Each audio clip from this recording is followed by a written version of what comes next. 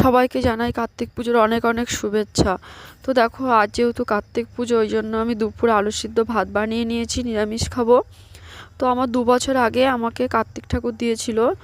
তো সন্ধেবেলা আমি একটু ঘরে পুজো দেবো, যেহেতু আমার শ্বশুরমশাই মারা গিয়েছে, তো বাৎসরিক কাজ হয়নি, ওই জন্য আমি ঘরেই পুজো দেবো।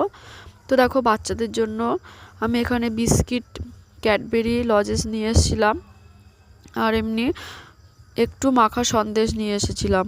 তো দেখো এই যে কার্তিক ঠাকুররা আমাকে দিয়েছিল, তো পুজো দিচ্ছি।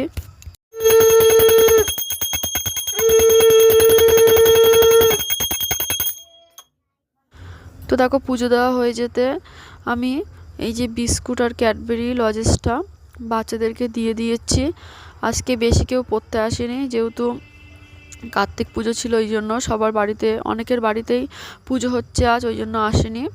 তো যারা এসেছিলো তাদেরকে আমি দিয়ে দিয়েছি, যেহেতু এটা বাচ্চাদেরই, ওই জন্য বাচ্চাদেরকেই দিলাম আমার নিজের সাধ্য মতো। তো দেখো ওদেরকে দিয়ে দিয়েছি। আর সন্ধ্যাবেলা দেখো হরিনাম হচ্ছে।